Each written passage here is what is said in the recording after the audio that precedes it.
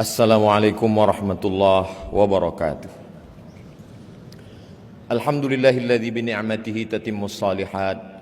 Wassalatu wassalamu ala sayyidis sadat wa ala alihi wa ashabihi ahlil fadaili wal karamat. Allahumma 'allimna ma yanfa'una wanfa'na bima 'allamtana innaka antal alimul hakim. Rabbi shrah li sadri wa yassir li amri wahlul 'uqdatam min lisani yafqahu qawli. Allahumma shalli wa sallim ala sayyidina Muhammad wa ala alihi wa ashabihi wa man tabi'ahum bi ihsanin ila yaumiddin, amma ba'd. Menghadap ke hadapan majlis ke bawah duli yang maha mulia Paduka Sri Baginda Sultan Haji Hasan Al-Bolkiah Mu'izzuddin wa Daulah Ibni Almarhum Sultan Haji Omar Ali Saifuddin Sa'dul Khairi wad Din, Sultan dan yang di-Pertuan Negara Brunei Darussalam. Ampun beribu-ribu ampun, dengan segala penuh hormat serta ta'zim, hamba ke bawah duli Tuan Patik menjunjung limpah kurnia perkenan ke bawah duli Tuan Patik bagi menyampaikan ceramah ini kepada para hadirin dan hadirat di majlis sambutan Isra dan Mi'raj peringkat negara bagi tahun 1446 Hijrah dengan menggunakan bahasa biasa dalam ceramah yang akan hamba ke bawah duli Tuan Patik sampaikan ini. Tajuk yang dilimpahkan kepada Patik adalah sembahyang mencerdaskan minda. Apakah betul sembahyang itu boleh mencerdaskan minda? Maka syarat orang yang sembahyang mesti ada minda, baligh, berakal. Walaupun dia baligh, umur sampai, tapi kalau tidak berakal maka dia tidak wajib sembahyang. Rufi'al qalamu an thalathatin. Ada 3 jenis manusia yang amalannya tidak dicatat. Malaikat tidak menulis amal dia. Anis sabi hatta yahtalim, anak kecil hingga dia akil baligh. Anin naim hatta yastayqis, orang tidur hingga dia terjaga. Anil majnun hatta yafiq, orang gila hingga dia sihat daripada penyakitnya. Ketiga-tiga manusia ini tidak wajib sembahyang, sebab tiada minda yang boleh dia pakai untuk mengingat Allah Subhanahu wa ta'ala. Orang Arab menggunakan untuk minda ini, mereka kata menggunakan 3 huruf, aqala. Ketika mereka menggunakan kain penutup kepala, mereka takut kain itu terbang dihembus angin, maka kain itu diikat dengan satu tali. Mereka menyebut tali pengikat itu sebagai iqal.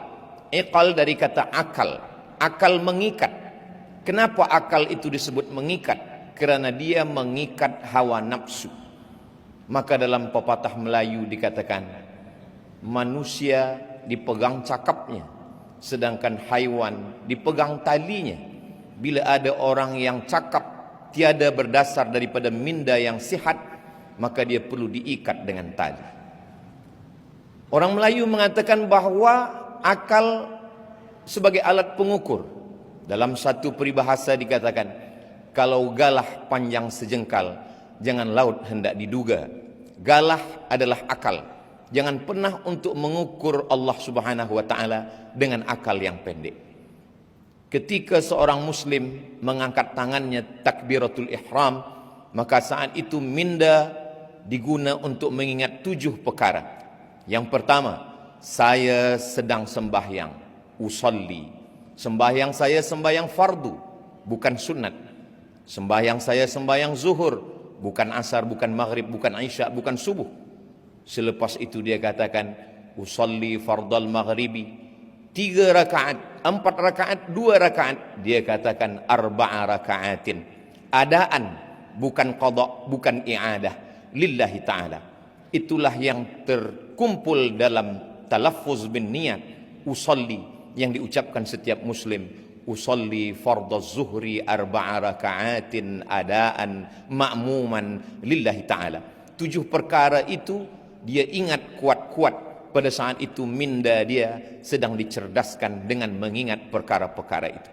Jika ada seorang muslim kerana sibuk dengan sosial media, dengan televisi, kemudian dia lupa mengingat sesuatu, lalu dia angkat takbiratul ihram, maka sepakat semua mazhab batallah solatnya. Dalam mazhab yang kita pakai, mazhab Melayu, Di bumi Melayu mazhab Imam Muhammad bin Idris Asy-Syafi'i, niat di dalam takbiratul ihram, muqaranah namanya. Disebut dengan muqaranah kerana sejalan antara niat dengan takbir. Ketika seorang muslim mengatakan Allahu Akbar, maka saat itu di dalam takbir itu saya sembahyang fardu zuhur 4 rakaat, 4 rakaat, adaan, makmuman atau imaman lillahi ta'ala. Seandai pun dia pakai mazhab yang lain, mazhab Imam Hanafi, mazhab Imam Maliki, mazhab Imam Syafi'i, niat tetap sebelum takbiratul ihram. Tidak ada satu pun mazhab yang berniat selepas takbiratul ihram. Bila seorang tidak menggunakan mindanya pada takbir itu, kemudian dia mengangkat tangan Allahu Akbar, selepas itu dia ragu zuhur kah, asar, maghrib kah atau isya, maka batallah salatnya menurut semua mazhab. Begitulah Allah Subhanahu wa taala ingin supaya seorang muslim tajam akal dan fikirannya, supaya dia senantiasa menjaga mindanya. Lalu kemudian setelah itu dia menyerahkan semua perkara kepada Allah Subhanahu wa taala. Ada 3 yang melalaikan manusia. Yang pertama, Allahu Akbar, Allah yang maha besar.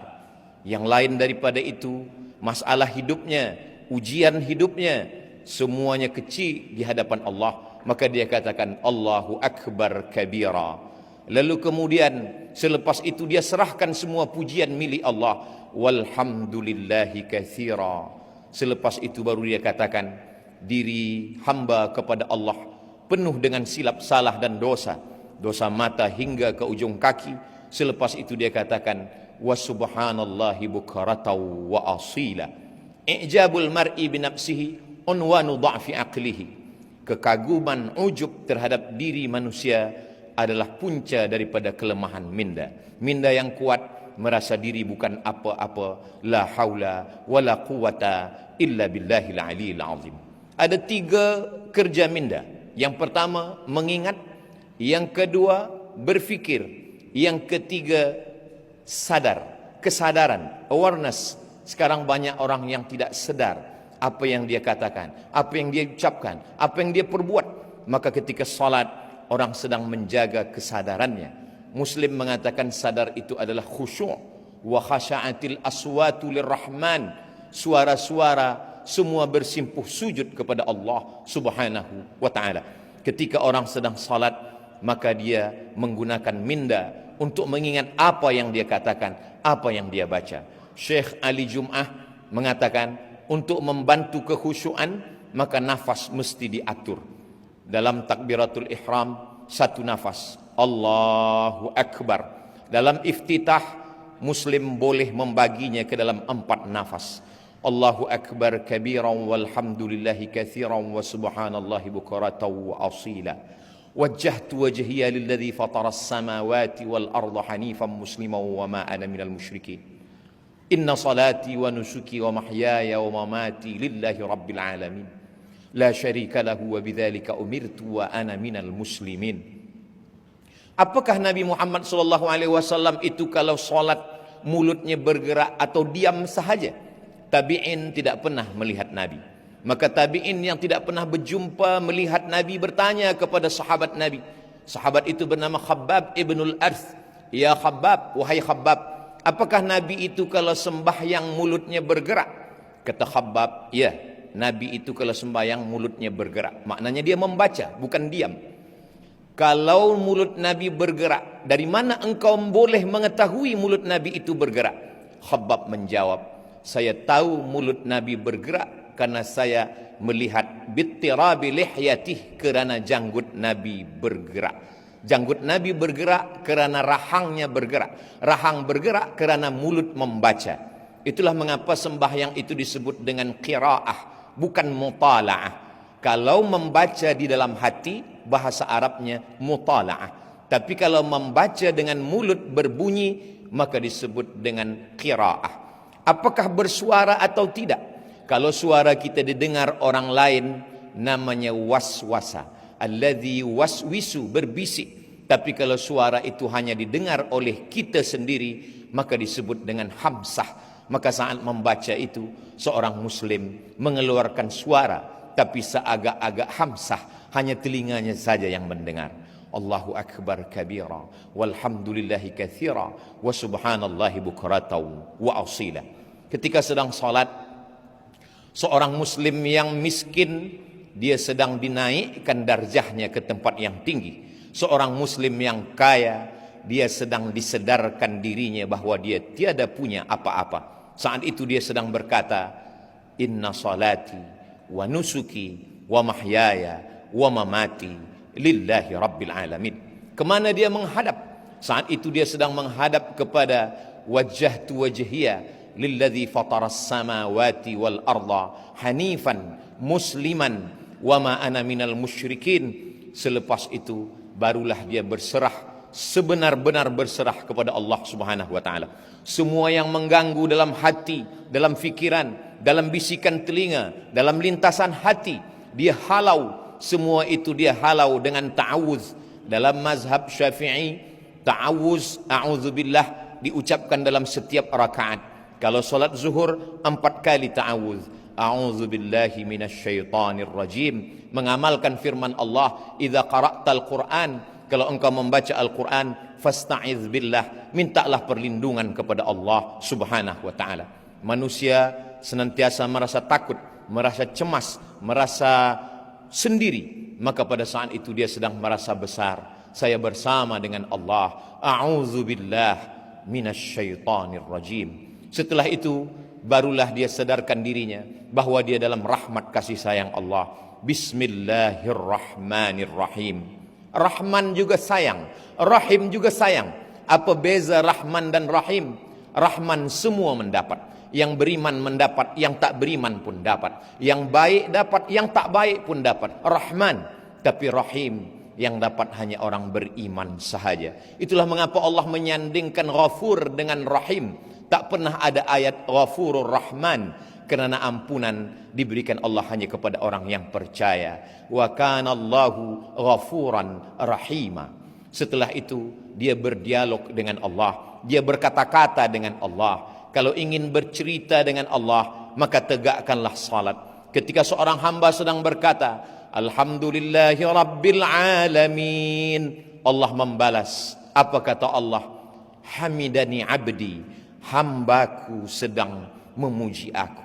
Setelah itu hamba itu berkata, Ar-Rahmanir Rahim.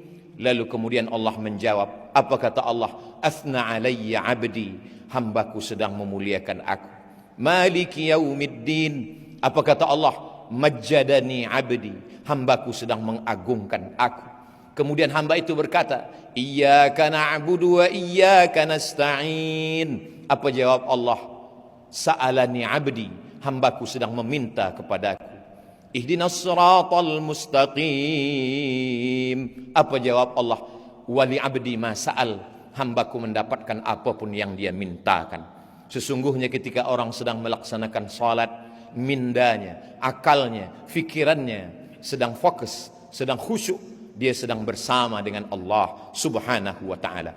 Ujian hidup menyebabkan manusia sakit secara mental, maka perlu kesehatan mental. Maka pada saat itu dia pilihkan ayat yang membuat dia merasa diperhatikan Allah Subhanahu wa taala. Beban hidup seorang hamba menjalani segala kesusahan, kepahitan hidup. Maka pada saat itu apa ayat yang dia baca? Alam nashrah laka sadrak. Bukankah belum kulapangkan dadamu, kata Allah. Alam nashrah laka sadrak wa wada'na anka wizrak. Lalu kemudian aku angkat semua kesulitan, kepayahan yang engkau jalani dalam hidup. Lalu kemudian alladzi anqadha dhahrak, semua yang membebani pundakmu. Wa rafa'na laka dzikrak, kami akan mengangkat namamu, kami akan membuat engkau selalu dikenang sepanjang zaman. Kalaupun ada kepayahan, kesusahan, kesulitan hidup, maka sesungguhnya 2 kali Allah mengulang, fa inna ma'al usri yusra, inna ma'al usri yusra. Di dalam kepayahan itu ada kemudahan, di dalam kesusahan itu ada kebahagiaan. Fa idza faraghta fansab, kalau engkau selesai dari satu ibadah, jangan lupa, jangan lalai, fansab, pindahlah ke ibadah yang lain. Wa ila rabbika farghab, jangan lupa selalu berharap kepada Allah Subhanahu wa taala. Setelah itu dia pun salah, diambil dari kata salah. Salah maknanya tulang belakang yang membengkok dan membungkuk. Salah maknanya membengkokkan tulang belakang menghadap Allah. Saat itu seorang hamba membungkuk kepada Allah dan dia berkata, Subhana rabbiyal azimi wa bihamdih. Selepas itu dia angkat kepalanya dan berkata, Sami'allahu liman hamidah. Selepas tulang belakang itu lurus kembali, lalu dia ucapkan dalam mazhab Syafi'i, Rabbana lakal hamdu mil'us samawati wa mil'ul ardi wa mil'u ma syi'ta min syai'im ba'du. Selepas itu 7 anggota badannya dia lekatkan ke tanah, 2 ujung kaki, 2 lutut, 2 tapak tangan, 1 kening. Di saat itu dia berkata, Subhana rabbiyal a'la wa bihamdih. Apa kata Nabi SAW? Aqrabu ma yakunul abdu min rabbih wa huwa sajid. Seorang hamba sangat dekat dengan Allah ketika dia sedang bersujud. Disitulah letak keadilan Allah. Seandainya Nabi mengatakan orang paling dekat dengan Allah ketika dia di Makkah, menangislah orang miskin. Bagaimana dia boleh sampai ke Baitullah? Seandainya Nabi mengatakan orang paling dekat dengan Allah ketika dia sedang di padang Arafah, betapa orang susah tak mendapatkan kemuliaan itu. Tapi betapa adilnya Allah. Apa kata Nabi? Aqrabu ma yakunul abdu min rabbih wa huwa sajid. Orang paling dekat dengan Allah ketika dia sedang bersujud. Yang miskin dan yang kaya, rakyat jelata siapapun jua, boleh menempelkan keningnya ke lantai dan berbisik. Kalau makhluk di bumi tak ada lagi tempat mengadu, kawan sudah menjadi lawan, sahabat menikam dari belakang, menggunting dalam lipatan, menjegal kawan seiring, maka saat itu berbisiklah ke tanah, maka malaikat di langit akan mengabulkan segala doa-doa. Subhana rabbiyal a'la wa bihamdih. Di saat duduk di antara 2 sujud, itulah doa yang paling panjang. Walaupun duduk antara 2 sujud itu paling pendek dalam sembahyang, tapi sesungguhnya seorang mukmin doa yang paling panjang, 8 permohonannya kepada Allah. Rabbighfirli warhamni wajburni warfa'ni warzuqni wahdini wa'afini wa'fu anni. Itulah doa yang paling panjang.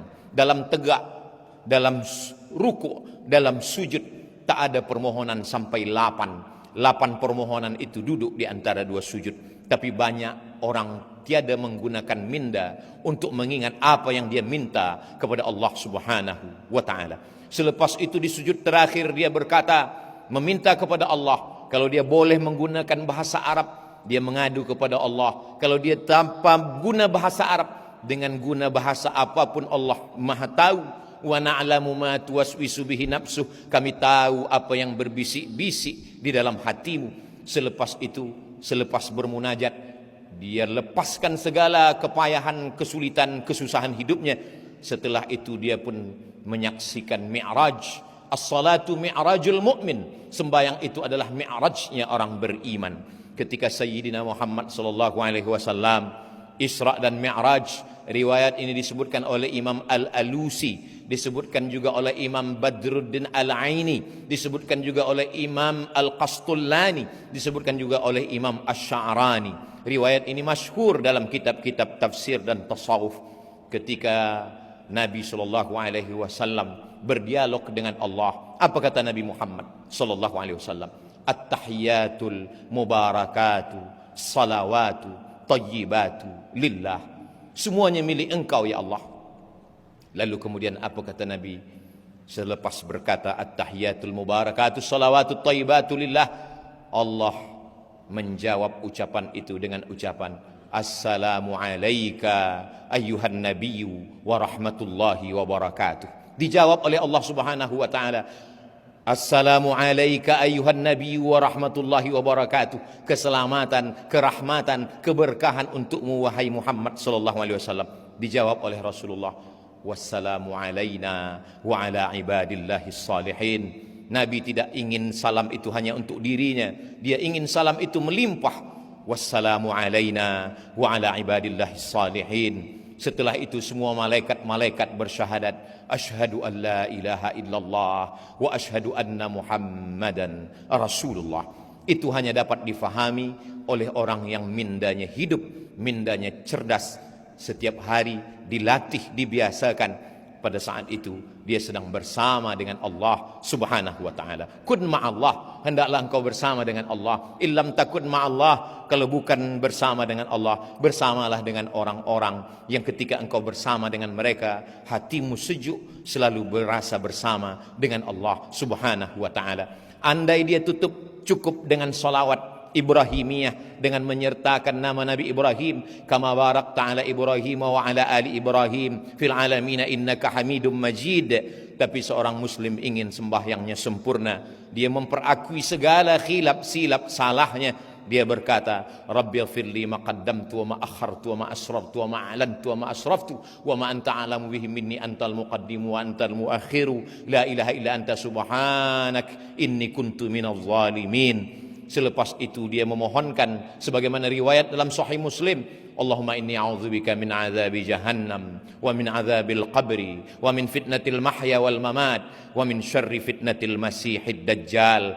Selepas itu dia tutup dengan memohon kepada Allah, Allahumma a'inni, tolong hamba, ala dzikrika, supaya hati selalu berzikir, wa syukrika, selalu bersyukur, wa husni ibadatik, selalu beribadah dengan ibadah yang terbaik. Selepas itu dia pun keluar daripada solatnya dengan mengucapkan salam, Assalamualaikum warahmatullah. Selepas itu dia katakan, Assalamualaikum warahmatullah. Pada saat itu semua beban hidup, fikiran, kepayahan, kesusahan lepas, kerana dia sedang bersama dengan Allah Subhanahu wa taala. Salat tidak hanya menajamkan minda, tapi juga mencerdaskan yang disebut dengan intelligent quotient, tapi juga emosional.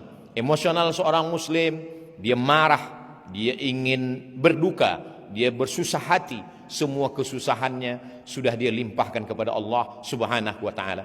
Kalau Nabi Musa berdoa kepada Allah, Rabbi syrahli sadri, lapangkanlah dada hamba, berbeza dengan Nabi Muhammad sallallahu alaihi wasallam. Sebelum diminta dia sudah diberi. Apa kata Allah? Alam nashrah laka sadrak, bukankah sudah kulapangkan dadamu ya Muhammad sallallahu alaihi wasallam. Ketika seorang muslim sudah berserah diri kepada Allah, selepas salat dia tetap mengatakan astaghfirullah, astaghfirullah, astaghfirullah. Mengapa dia beristighfar? Dia bukan minum khamar, dia bukan melakukan perbuatan maksiat, dia baru saja keluar daripada solatnya, aqwalun ucapan wa af'alun perbuatan, mufattatahatun bitakbir dibuka dengan takbir, wa mukhtatamatun bitaslim ditutup dengan salam. Tapi kenapa dia mengatakan astaghfirullah? Begitulah seorang muslim, dia sadar dalam solatnya dia lupa, dalam solatnya dia lalai. Orang Melayu mengatakan khusyuk itu macam meniti pematang di tengah sawah. Seorang petani selepas memanen padi, dia pun memikul padinya di atas pematang yang licin, tanah liat di tengah sawah. Kadang terjatuh ke kanan, dia bangkit lagi. Kadang terlepas kaki ke kiri, dia tegak kembali. Begitulah menjaga kekhusyuan. Selepas itu dia sadarkan dirinya, astaghfirullahalazim alladzi la ilaha illa huwal hayyul qayyum wa atubu ilaih. Selepas itu dia berzikir, subhanallah walhamdulillah la ilaha illallah. Selepas itu dia berdoa, ad-da'i wal mu'amminu fil ajri sawa, yang berdoa dan yang mengaminkan sama-sama dapat pahala. Hari ini banyak orang tidak lagi mahu berdoa selepas sembahyang meninggalkan masjid, padahal itu adalah satu saat, suatu waktu yang dipilih oleh Allah Subhanahu wa taala, waktu mustajab untuk berdoa. Maka ketika imam membaca, sesungguhnya Nabi Ibrahim, Nabi Musa alaihissalam berdoa, Nabi Harun mengaminkan. Apa kata Allah dalam Al-Quran? Qad ujibat da'watukuma, doa kamu berdua sudah dikabulkan Allah. Padahal yang berdoa hanya Nabi Musa, Nabi Harun hanya mengaminkan. Nabi Musa berdoa, Nabi Harun mengaminkan. Jibril berdoa, Nabi Muhammad SAW mengaminkan. Suatu ketika Nabi Muhammad SAW turun dari mimbarnya. Dari lantai aras yang pertama Nabi mengatakan amin, yang kedua Nabi mengatakan amin, yang ketiga Nabi mengatakan amin. Sahabat bertanya, lima fa'alta ya Rasulullah, mengapa engkau lakukan ini wahai Rasulullah? Kami mendengar engkau mengatakan amin 3 kali, tapi kami tak mendengar ada satupun yang berdoa. Nabi Muhammad SAW mengatakan, saya baru saja mendengar malaikat Jibril berdoa, 3 doa Jibril. Bu'dan liman adraka Ramadan falam yughfar lah. Celakalah orang yang berjumpa dengan Ramadan tapi tidak diampunkan dosanya. Maka Nabi Muhammad SAW mengatakan amin. Yang kedua, bu'dan liman adraka walidahul kibara ahaduhuma aw kilahuma falam yudkhilahul jannah. Binasalah orang yang berjumpa dengan ayah ibunya tapi dia tidak berbakti kepada mereka berdua sehingga dia tidak masuk surga. Maka Nabi mengatakan amin. Yang ketiga, bu'dan liman dzukirta walam yusalli alaika. Celakalah orang yang ketika disebut namamu tapi dia tidak mahu berselawat kepadamu. Allahumma salli ala Sayyidina Muhammad wa ala ali Sayyidina Muhammad. Nabi mengatakan amin. Itulah dalil para ulama kita mengaminkan doa para imam. Dan ketika kita berzikir, malaikat-malaikat memanggil malaikat yang lain, halummu ila hajatikum. Wahai malaikat yang lain, marilah kemari. Inilah yang kamu cari, majlis-majlis zikir. Selepas berzikir dan berdoa, lalu kemudian semua malaikat-malaikat itu berkata, qumu maghfuran lakum. Tegaklah berdiri, kamu semua sudah diampunkan Allah Subhanahu wa taala. Keluar dari masjid, semua mengucapkan doa, Allahumma inni as'aluka min fadlik. Kenapa ketika masuk masjid Allah maftahli abwaaba rahmatik? Kerana di dalam masjid malaikat sudah menunggu dengan doanya, Allahumma firlahu warhamhu, Allahumma firlahu warhamhu. Curahkan rahmatmu untuk mereka. Tapi ketika manakala keluar dari masjid, kita meminta Allahumma inni as'aluka min fadlik. Kita minta rezeki karunia Allah. Kerana di luar masjid mencari rezeki. Idza qudiyatis salah, kalau salat sudah dilaksanakan, fantashiru fil ard, bertebaranlah di atas muka bumi, wabtaghu min fadlillah, carilah karunia Allah. Orang yang mencari karunia Allah adalah manusia dengan minda yang cerdas selepas dia bermunajat, berdoa kepada Allah Subhanahu wa taala. Semakin banyak ibadah, semakin lama solat khusyuk, semakin cerdas fikiran, akal, budi manusia, karena dia sedang bersama dengan Allah dan dia sedang mengucapkan salam di hadapan Rasulullah. Assalamu alayka ayyuhan nabiyyu wa rahmatullahi wa barakatuh. Ampun beribu-ribu ampun. Demikianlah sahaja yang hamba ke bawah duli Tuan Patik dapat sampaikan di majlis yang diberkati ini. Hamba ke bawah duli Tuan Patik menjunjung beribu ampun jika terdapat sebarang suruk langkah dan tutur kata yang kurang manis di sepanjang perkongsian hamba ke bawah duli Tuan Patik itu tadi.